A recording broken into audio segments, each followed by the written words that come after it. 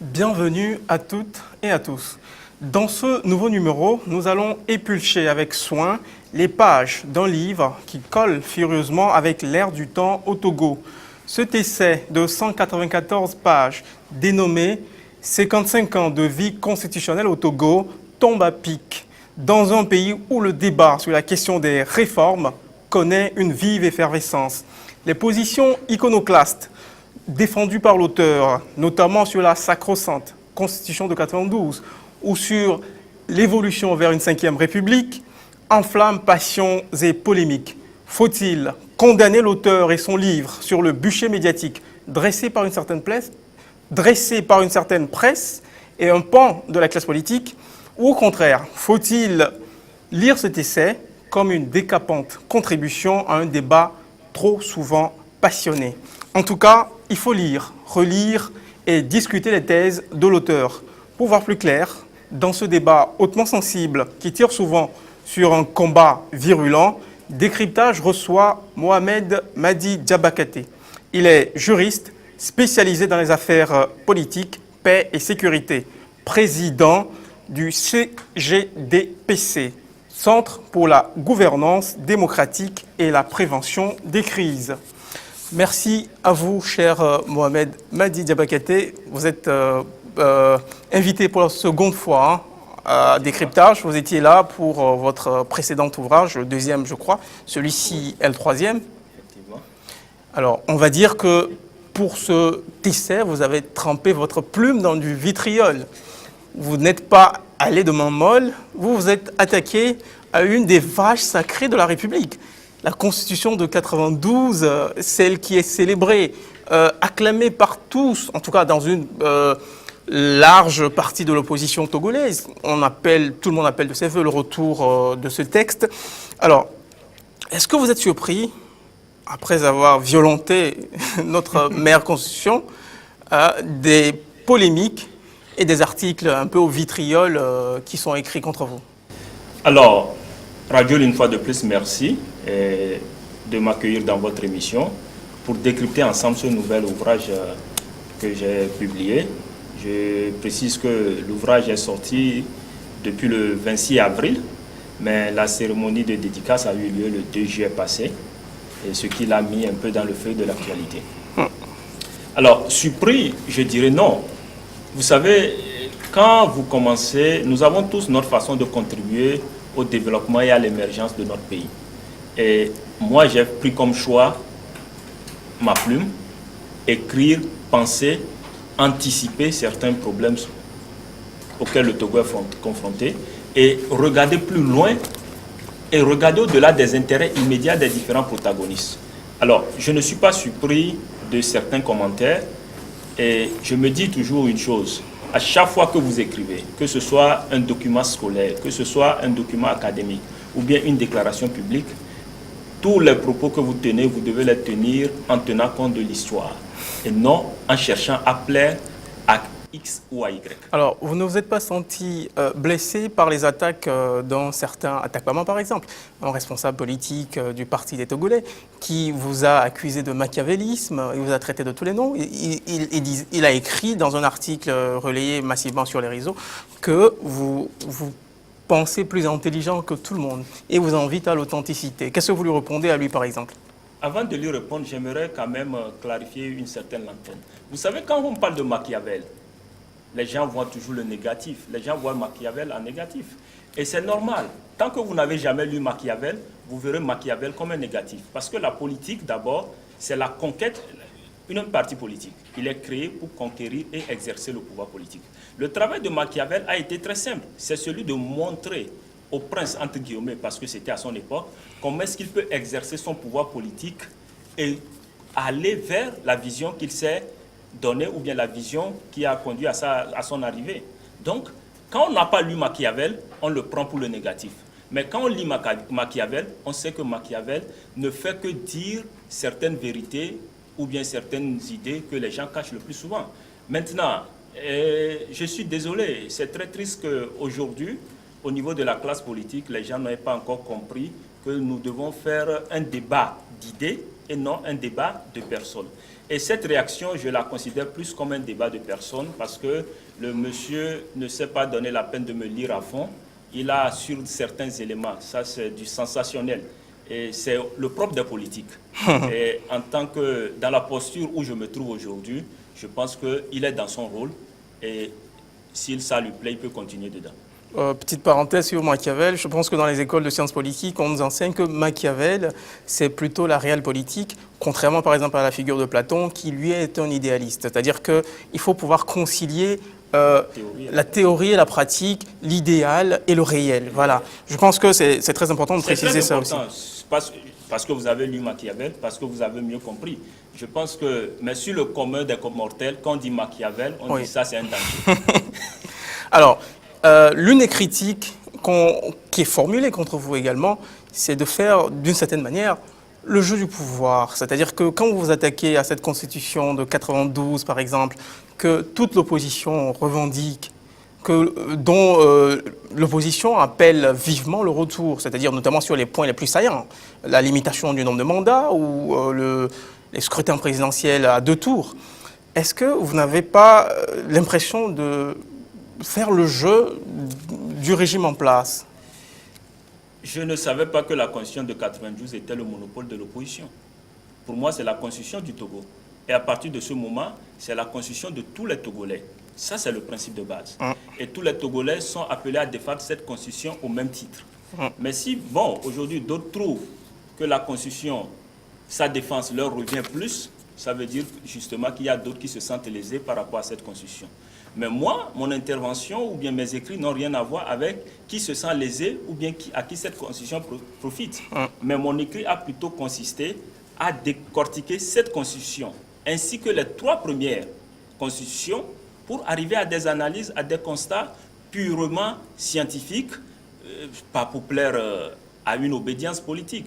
Et d'ailleurs, c'est ça aujourd'hui le problème. Est-ce que nous allons discuter des réformes constitutionnelles en tenant compte des agendas, des chapelles politiques, ou bien nous allons discuter des réformes constitutionnelles en tenant compte de la vision du Togo? Vous me parlez de limitation de mandat, vous me parlez de l'élection à 2 tours, et moi je vous dirais de retourner lire mon 2e livre. Parce que vous pouvez obtenir la limitation à 2 tours, vous pouvez obtenir la limitation de mandat, mais quand vous n'avez pas un organe de gestion des élections qui est opérationnel et qui peut avoir une crédibilité... Nous en viendrons. Vous avez fait des propositions allant dans le sens d'un renforcement de la sécurité. Nous allons juste une façon d'attirer l'attention pour dire que dans le fil de la discussion, d'aller sur les limitations de mandat quand il y a aussi d'autres institutions qu'on peut consolider dans la Constitution. Alors, Monsieur Diabakate, revenons un instant sur le timing de votre ouvrage. Il vient d'être dédicacé, il n'y a pas, je crois que c'est le 2 juillet. Le 2 juillet. Voilà. Est-ce que la coïncidence, par exemple, avec une déclaration du chef de l'État en Allemagne qui disait qu'il faut déléguer la question des réformes aux intellectuels africains. Et quand on prend votre livre, je suis à la page 20 par exemple, vous écrivez par exemple chaque réforme, au lieu de chercher à régler les problèmes de façon durable, a plus servi à imposer la vision de ceux qui sont désormais aux commandes. C'est-à-dire que vous dénoncez là l'instrumentalisation politique des réformes successives que notre Constitution a eu à connaître. Donc, d'une certaine manière, vous abondez dans le même sens que le chef de l'État, qui appelle à ce que cette discussion soit menée par des intellectuels, des techniciens du droit. Alors, clarificatif, et ça je tiens à le souligner parce que la question revient... C'est une pure coïncidence ou c'est une pure coïncidence ou... Je me plais à dire... C'est fait à dessein. Je me plais à dire que peut-être que le chef de l'État m'a lu. Parce que, comme je l'ai situé tout à l'heure, mon essai remonte au 26 avril et la déclaration du président, elle est assez récente. Elle date de juin. Alors, ça veut dire que peut-être que le président a lu et a compris un peu quelle est ma vision. Mais au-delà de ça, est-ce que je rejoins le président? Ou bien est-ce que le président me rejoint? Là n'est pas le débat. À quoi est-ce que nous voulons arriver? Le président a raison en voulant confier cette question-là, politique, hautement politique, à des intellectuels. Alors, le président, peut-être à force d'avoir cherché une approche politique à ce problème et qu'il n'a pas pu le régler, parce que l'APG quand même, ça fait 10 ans, peut-être c'est à ça qu'il se dit pourquoi ne pas chercher une nouvelle approche. Ça, ce sont des présomptions. Mais au-delà de ça, moi, mon approche, elle est simple. Cette affaire ne doit pas être uniquement la propriété des politiques. il faut engager la société civile, il faut engager plusieurs composantes, mais aussi, je l'ai dit quelque part, il ne faut pas hésiter aussi à engager l'armée. Parce que le problème togolais, il est assez simple de croire qu'il suffit de faire des réformes ou bien qu'il suffit d'aller directement à certains acquis pour régler l'alternance. Non, je ne pense pas. Le malaise, il est là. Vous avez vu comment est-ce que nos grands-parents souffraient pour faire partie le colon?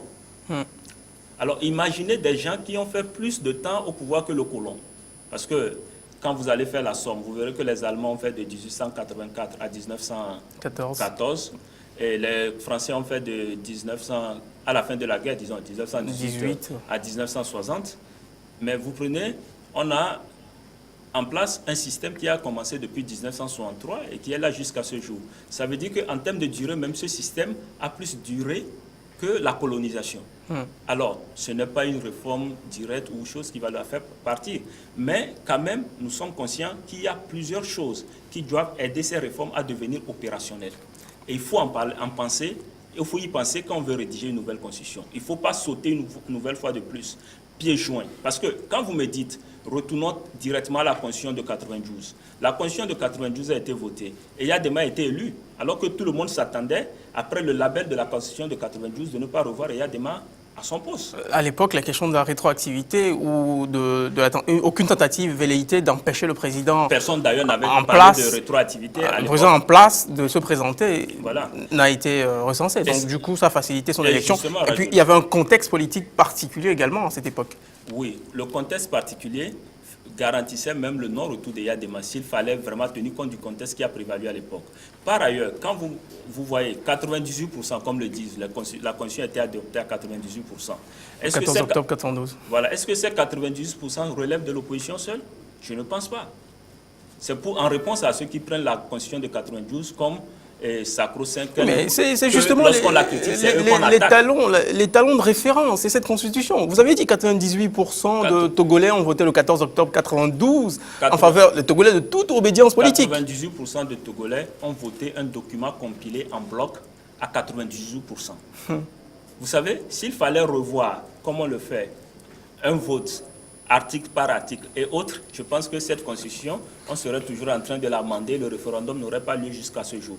Mais à un moment donné, en 92, ce qui s'est passé, 91-92, c'est que les gens, ils ont fait un compromis politique et les gens ont appelé la population à aller voter la constitution en l'état, chacun se disant, dès que nous serons au pouvoir, nous verrons comment est-ce que cette constitution, nous pouvons mieux la écrire.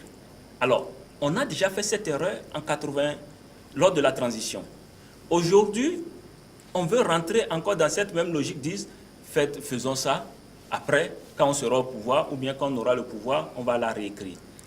Une autre question sur la Constitution de 92, en tout cas celle qui est toujours en vigueur, elle a été amendée à plusieurs reprises, mais elle reste la Constitution de référence dans ce pays. Vous écrivez à la page 20, toujours à la page 20, une page très intéressante, tout dans ce texte visait l'ancien parti unique et ses leaders, mais aussi certains adversaires politiques qu'il fallait écarter afin de limiter la liste des aspirants au fauteuil présidentiel. Donc, vous la jugez partiale et instrumentalisée politiquement. Donc, si je suis votre raisonnement, cette constitution portait en elle-même les germes de sa propre, on va dire, mutilation future. Ouais, évidemment, évidemment. Vous savez, moi, je ne vais pas au-delà du réel. Hein. C'est-à-dire, en 92, on a eu le temps de voir les langues se délier. On a eu le temps d'écouter certaines paroles de couloir. On a eu des confessions. C'est fort de tout ça qu'on parle. Aujourd'hui, vous savez, l'avantage pour nous, c'est qu'on n'est pas lié par ce qui s'est passé en 92. Hein? On n'était pas là, ce qui nous donne la latitude quand même d'interpeller. Mais ceux qui ont fait de la Constitution de 92 le socle, ils sont liés par cette Constitution. Et ils ne peuvent pas aujourd'hui, en toute âme et conscience, humblement dire on a voulu faire autre chose au lieu de nous positionner sur autre chose. Moi, je donne un exemple très simple. Nos voisins béninois, ils ont mis combien de temps pour faire la conférence nationale? Ils l'ont fait en 89. Non, ce que je veux dire, le délai. Je ne sais pas trop. C'est une semaine. Alors, vous comprenez? Ils sont allés à leur constitution. toujours dans cet esprit de consensus et autres. La constitution béninoise n'a pas été révisée à ce jour. À chaque fois que le démon a voulu tenter cette constitution, la constitution lui a rappelé qu'elle n'était pas facile à changer, jusqu'à ce jour où je vous dis. Mais au moins après 25 ans, les Béninois ont eu le temps de voir qu'est-ce qui n'a pas marché dans cette constitution et qu'est-ce qui peut être changé. Et c'est à ça qu'ils réfléchissent aujourd'hui. Alors que chez nous, avant même que la constitution ne soit adoptée, des gens l'ont adoptée à contre-cœur. Déjà parce que la transition avait été déjà prorogée. Et les gens se disaient qu'il fallait finalement mettre fin à cette transition pour aller de l'avant. Et pour mettre fin à la transition, il fallait nécessairement trouver un texte qui pouvait passer le plus tôt possible. Et c'est ce qui a été fait en 92. Je ne dis pas que la constitution de 92, elle est foncièrement mauvaise. La constitution de 92, c'est elle qui me permet aujourd'hui de discuter avec vous à propos du pays. Ça, c'est un acquis. Mais au-delà de ça, nous avons plusieurs choses qui n'ont pas été consacrées réellement. Et moi, c'est tout ça que je vois à la Constitution de 92. Il ne faut pas limiter le regard de la Constitution de 92 à ce que Natchaba a contribué à toiletter avec les siens la nuit de la Saint-Sylvestre. Il ne faut pas voir seulement 2002. Voilà. Donc, il faut voir la Constitution de 92 dans sa globalité, dans son entièreté, et non dans sur sa globalité, les pouvoirs exécutifs ou bien les modes d'accession au pouvoir. Dans sa globalité, vous écrivez page 44 que ça relève d'un mimétisme, d'une photocopie pâle de la Constitution française de 1958. Quel problème vous avez contre la Constitution? Elle est parfaite, elle est toujours en vigueur en France, à ce que je sache. Et pourquoi est-ce que ceux qui la revendiquent, seraient en tort? Alors déjà, la Constitution de 61 était déjà une copie. Peut-être que je ne l'ai pas trop explicité parce que les gens l'ont oublié. Mais la Constitution de 92 a continué. On est d'accord que nous partions de zéro. Il fallait s'inspirer des modèles existants. Il fallait s'inspirer des modèles existants. Mais surtout, il fallait s'inspirer des bonnes pratiques. Là, je suis d'accord.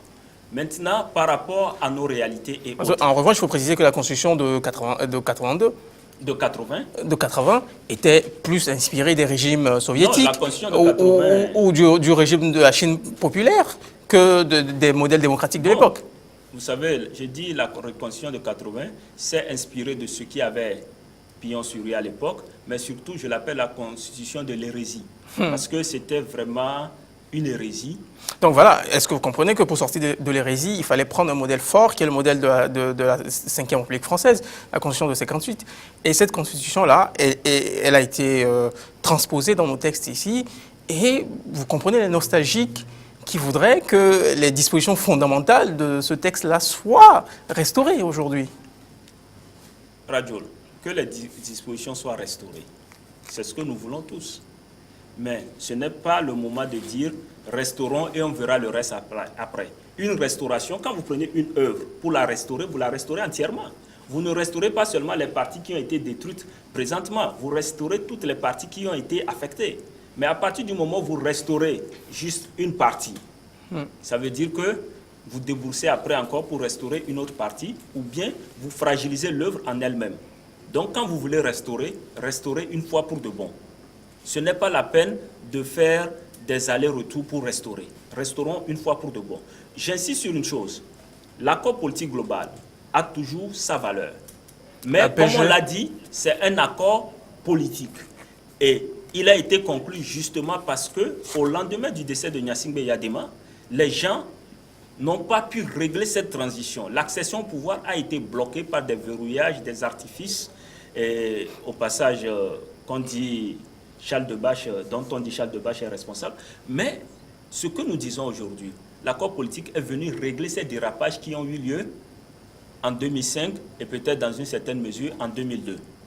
Mais est-ce qu'en relisant notre constitution ou en relisant nos constitutions, on n'a pas vu qu'il y avait aussi d'autres points sur lesquels on pouvait revenir et rediscuter pour mieux se repositionner? C'est ça, moi, ce que je dis. Ok. La dernière tentative de révision de cette constitution de 92 a été opérée au Parlement togolais le 30 juin 2014. Ça s'est soldé par un échec cuisant. La majorité d'alors, qui est toujours la majorité d'aujourd'hui, a voté contre cette révision, ce projet de révision constitutionnelle-là. Alors, vous expliquez dans votre livre que vous imputez cette responsabilité de l'échec de cette réforme-là à l'intransigeance de l'opposition sur le principe de rétroactivité et cette tentation-là d'empêcher le président Faure Gnassingbé de se représenter à l'élection présidentielle qui a suivi l'année suivante. À part ces deux raisons-là, vous ne trouvez pas d'autres raisons? Parce que je pense que vous tirez sur un camp, vous laissez plutôt libre l'autre camp, parce qu'il faut se dire que l'initiative a été prise également par les députés de la majorité de voter contre ce texte. Non, je pense qu'en me lisant, il ne faut pas commettre l'erreur de lire ce qu'on veut voir, mais de lire ce que j'ai écrit. Pourquoi je le dis? D'abord, revenons sur cette révision manquée. La révision manquée parce que le gouvernement, je n'ai jamais cru à l'époque en leur bonne foi, hein, ça je le précise, mais ils ont eu la subtilité de prendre l'opposition à son propre jeu. Ils ont proposé une révision à laquelle l'opposition n'était pas prête à apporter son appui, au motif qu'il fallait instaurer une rétroactivité. Alors, le principe de la rétroactivité, il est d'essence du droit pénal, d'ailleurs, et c'est une règle qui s'applique quand elle est clémente vis-à-vis de l'individu. Mais quand elle n'est pas clémente pour l'individu, elle ne peut être invoquée.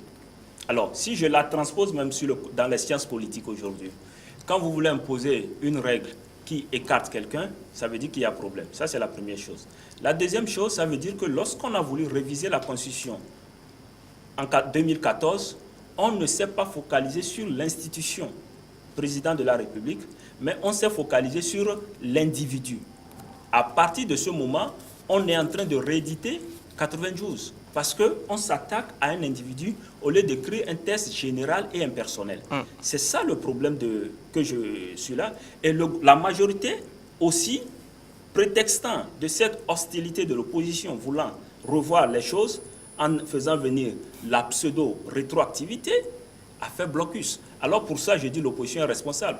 Il fallait que l'opposition prenne le gouvernement à son propre jeu en disant « Ok, nous ne pouvons pas obtenir de rétroactivité, mais nous soutenons la loi en l'état, il faut qu'elle passe au moins là aujourd'hui. Ce que nous réclamons, ce que nous disons qu'il faut faire impérativement, ce que vous appelez priorité. Je suis désolé, j'ai l'impression qu'en 2014... Non, les acteurs politiques. Ok, ce que vous appelez priorité. C'est que les acteurs politiques désignent comme la priorité des priorités. Et que vous relayez leur critique à mon endroit, c'est qu'elle aurait pu être une priorité déjà en 2014. On n'en a pas fait une priorité. On s'est focalisé sur Faure Gnassingbé comme la priorité. Et à partir de ce moment, c'est ce que moi je condamne en tant que scientifique. Je dis, ne nous focalisons pas sur les individus. Prenons des textes qui nous permettent de nous projeter le Togo dans 50 ans. C'est ça que nous devons chercher aujourd'hui. Voilà. En effet, votre livre est assez riche. J'espère avoir répondu à la question précédente. Oui, si tel n'avait pas été le cas, j'aurais rebondi dessus. J'aurais bien voulu continuer. Voilà. Votre livre est passionnant. Voilà. Vous avez écrit beaucoup de choses. Vous avez fait cette analyse comparée des 4 constitutions, des 4 républiques, que j'ai trouvé, en tout cas, pétillant d'intelligence.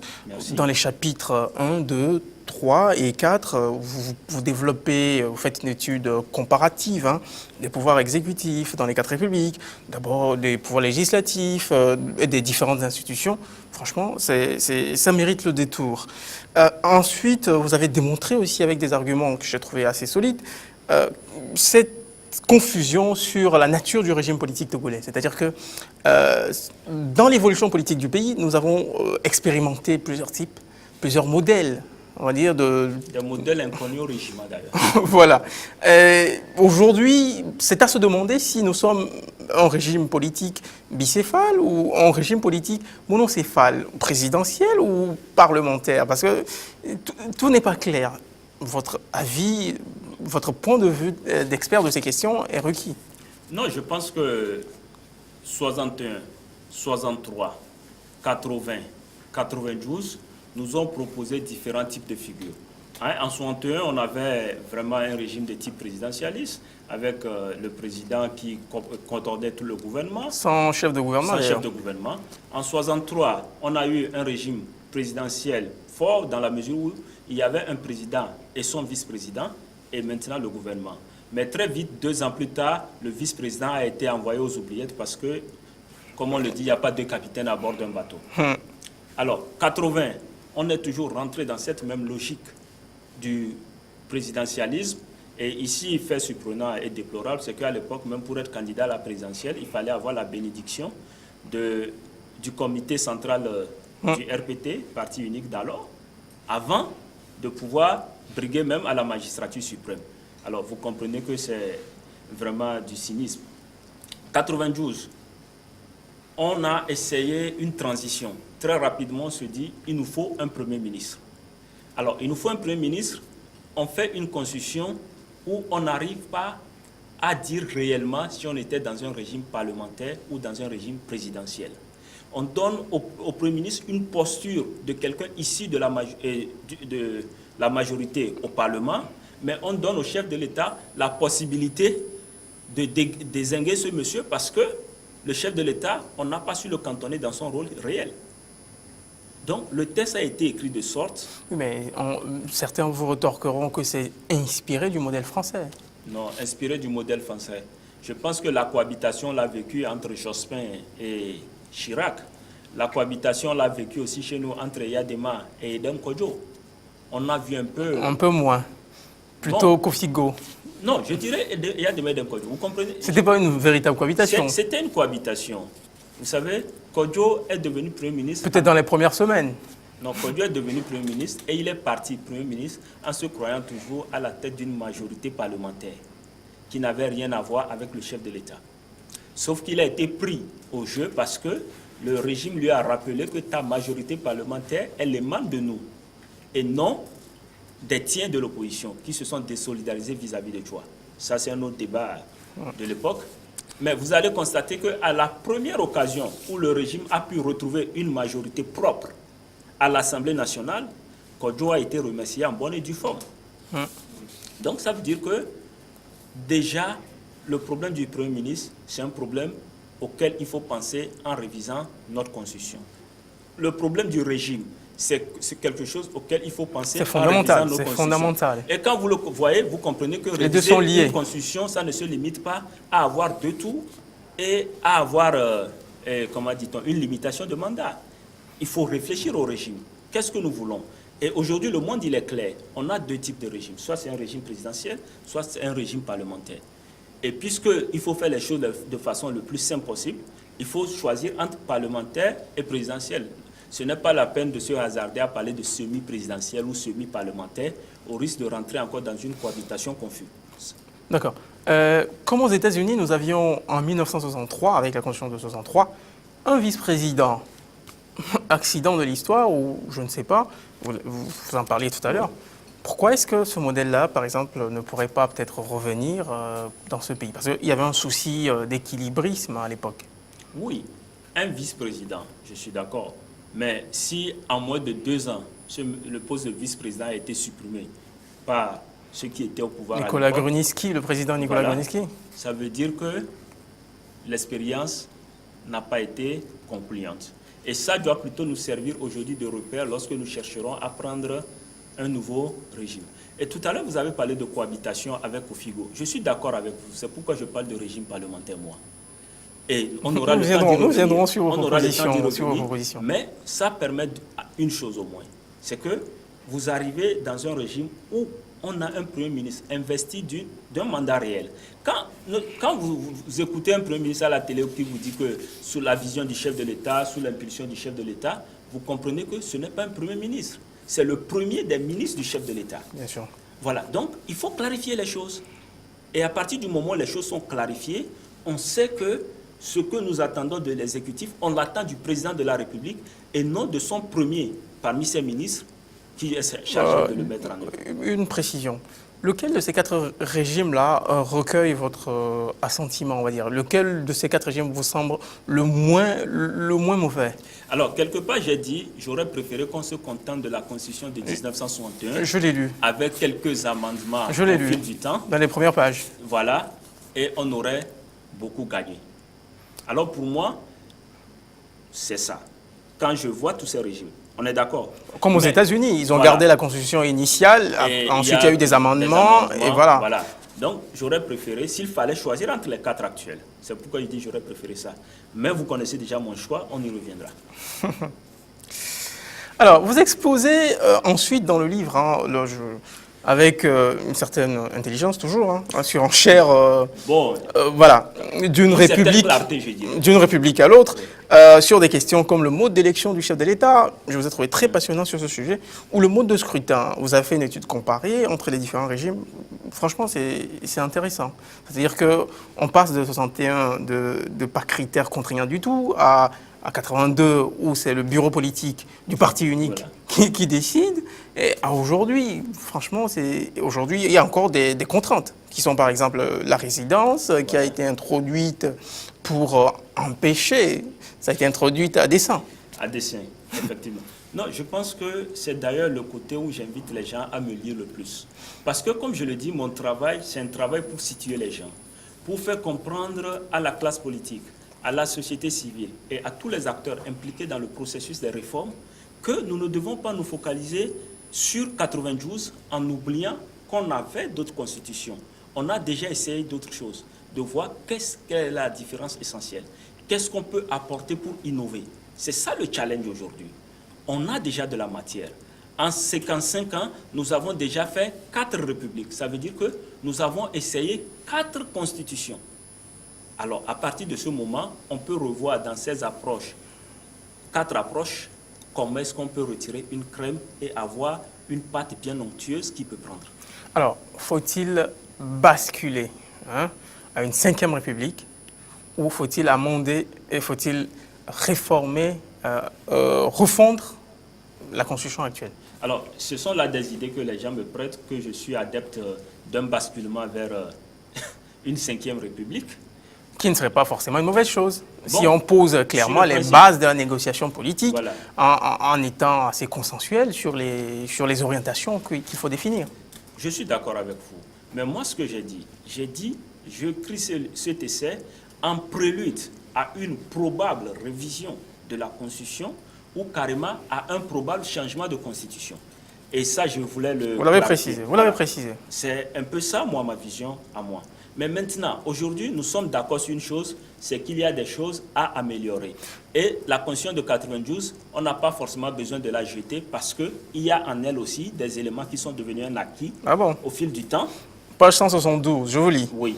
La Constitution de la 4e République est obsolète et inopérante. Obsolète et inopérante. Vous l'avez dit, je la confirme. Page 172. Oui, je la confirme. Et je dis ceci. Je dis la Constitution de 92 a en elle certaines dispositions qu'il faut garder, mais maintenant les accompagner de celles à ce qu'elles deviennent plus efficaces et efficientes. D'accord. Alors, limitation de mandat, elle était en 92. Pourquoi les larguer? C'est une bonne chose. Les 2 tours étaient dans 92. Pourquoi les élarguer? C'est une bonne chose. Les libertés publiques et autres étaient dans 92. Pourquoi les élarguer? C'est une bonne chose. Maintenant, quand j'en viens aux institutions d'appui à la démocratie, ces institutions listées dans la Constitution de 92, je dis elles sont inopérantes. Pourquoi? Oui. Parce qu'elles ont été minées dès la base. Ces dispositions constitutionnelles, la plupart, certaines institutions, la Constitution vous dit qu'elle laisse le soin aux législateurs d'aller et prendre une loi organique qui puisse mieux parler de leur fonctionnement et autres. Et la conséquence, c'est qu'à un moment donné, on a une majorité de circonstances qui prend des lois organiques de circonstances qui n'arrangent qu'elles-mêmes avant tout. Et le danger, c'est que dans toutes nos institutions, que vous partez de la Cour constitutionnelle jusqu'à la HAC qui a été réformée dernièrement, c'est qu'on a une coloration politique.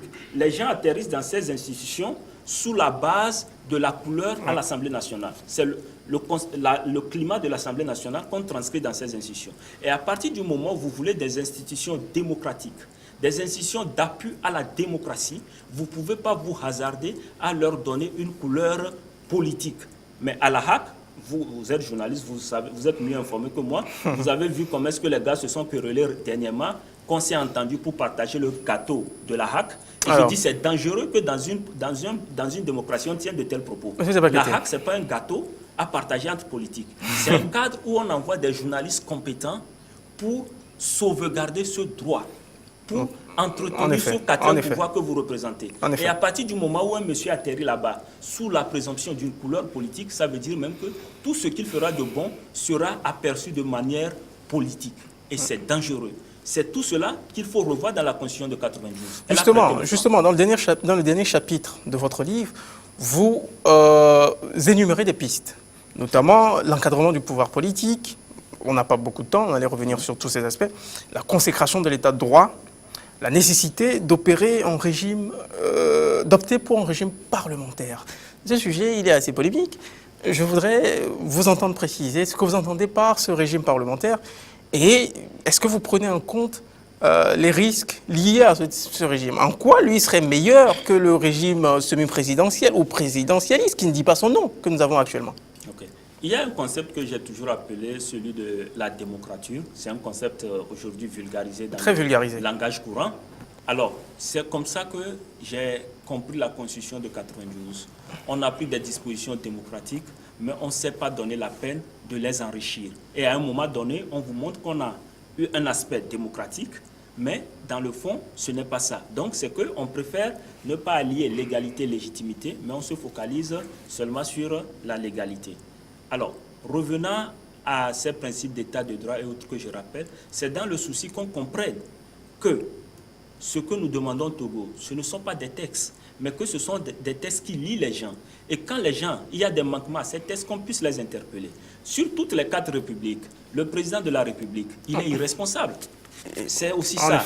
Un état de droit, c'est faire comprendre au président de la République que votre responsabilité peut être Vous êtes, par exemple, en faveur de ce qui se passe un peu au Brésil en ce moment, l'impeachment, par exemple, la possibilité de démettre un président. Vous savez, il faudrait, par exemple, avancer vers ça, avancer vers ce type de régime-là. Dans tous les cas, il faut mettre en place des garanties et des dispositions qui font comprendre à quelqu'un, l'état de droit, à une autorité, en effet, l'état de droit, qu'elle est soumise avant tout à la fondamental, c'est fondamental. Voilà. Mais Madi Diabakété, vous disiez tout à l'heure que notre constitution de 92 est inspirée de la constitution de 58. Oui. Mais la constitution de 58, elle vient pallier à un problème en France, c'est celle de l'instabilité chronique des 3e et 4e républiques en France. C'est-à-dire que les régimes parlementaires, pour nos démocraties immatures, représente un risque d'instabilité politique permanent.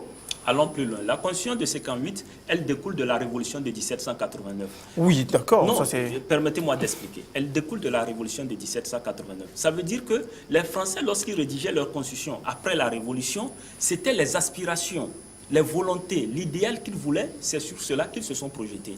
Et la Constitution de la Ve République en France n'est qu'un processus d'enrichissement des constitutions françaises depuis la Révolution. Alors, prenons notre Constitution de 61 jusqu'à 92. Est-ce que... Non, c'est un processus d'enrichissement aussi, on peut le dire. Mais sauf qu'il y a eu l'intermède 80 si c'était un enrichissement, qui a été préjudiciable à la démocratie. Si c'était un enrichissement, on n'allait pas se focaliser forcément sur celle de la France. On l'aurait enrichi autrement parce qu'on aurait déjà vu tout ce qui s'était passé en France et conclure que ce n'est pas le nôtre. Ça, c'est la première des choses. Deuxième des choses, 92 a introduit la limitation de mandat. En France, ce n'est qu'en 2007 que Sarkozy l'a introduite. Mais est-ce que cela avait empêché en France que les présidents s'arrêtent après 2 mandats? Bien que la règle n'était pas stipulée clairement, ça n'a empêché personne. Oui, on est d'accord. Les textes ne font pas tout. Les textes ne font pas tout. Il faut un arrière-fond de culture démocratique aussi. Démocratique. Et c'est ce que je reproche à 92, tout comme à 61. Ils se sont pas. Mais la Constitution ne réinvente pas le peuple. Si le peuple n'est pas mature démocratiquement, ce n'est pas la Constitution de changer cela. Il faut croire que le pouvoir, c'est un trophée. Quand on l'a, il faut le conserver. Chez nous, au Togo, le pouvoir est comme la Champions League. Vous gagnez, vous avez des récompenses et vous vous débrouillez pour gagner la prochaine édition. Mais à partir du moment où on arrive à comprendre ça, on reviendra à ce régime dont je parle, le régime parlementaire. Alors, ça me permet de répondre à votre question. Brièvement, parce qu'on est pris par le temps. Je suis désolé. Le régime parlementaire, la première chose, c'est qu'on l'a essayé sous la transition. Et cela a donné au Premier ministre la possibilité de prendre des actes, la possibilité de diriger, la possibilité de décider. Même si à chaque fois le Premier ministre a eu la sagesse de toujours consulter le président de la République qui avait derrière lui toute l'armée à l'époque. Voilà, donc quand je parle aujourd'hui de régime parlementaire, c'est aussi éviter ces problèmes de limitation de mandat. Celui qui travaille bien, il est sûr qu'il bénéficiera du suffrage populaire, qu'il sera majoritaire à l'Assemblée nationale et Oui. qu'il pourra travailler et personne ne lui parlera de limitation de mandat. Angela Merkel, elle est, je pense, depuis 2005 ou 2006 qu'on a vu cette dame arriver. Elle est toujours là. Personne ne le lui reproche. On dit chaque fois que c'est le bilan positif de l'Allemagne qui permet à cette dame d'être en place. En Grande-Bretagne, on a vu des alternances parce que la majorité a changé à un moment donné. Et c'est ce que nous attendons au Togo. Arriver à faire de sorte à ce que la majorité découle de l'Assemblée. Mais je le dis et je le répète une fois de plus, ce n'est pas 2 tours qui nous donnera une alternance ou consacrera un régime. Ce n'est pas la limitation de mandat, s'il te plaît. Ce n'est pas la limitation de mandat, mais c'est arriver à avoir des organes de gestion d'élections efficaces et importants qui puissent garantir la sincérité du jeu électoral. Nous allons faire une émission sur ce sujet une autre fois. Pour finir, dernier mot, cher Mohamed Madi Diabakate, vous terminez en postface, on peut dire, dans votre livre, par ce que vous avez appelé votre empathie pour les victimes du projet d'air protégé dans l'OTI, où vous revenez sur les événements du 6 novembre dernier à Mango. Alors, je voudrais que vous terminiez sur ce sujet. Et avant tout, une fois de plus, je présente mes condoléances à tous ceux qui sont morts à Mango, quels que soient les différents bords. Et je pense qu'il est triste que des Togolais puissent tuer des Togolais. Quelles que soient les raisons, il faut qu'à un moment donné, on puisse faire tomber la tension. Un meilleur régime aurait pu permettre de faire économie de ces morts? Je ne saurais dire un meilleur régime, mais je dirais une chose, un dialogue aurait évité tout ce dérapage. Et ça aussi, je l'ai dit quelque part, il fallait que l'autorité déconcentrée qui était à Mango puisse calmer les ardeurs, puisse jouer au papa. Beaucoup de choses auraient pu se tasser à Mango.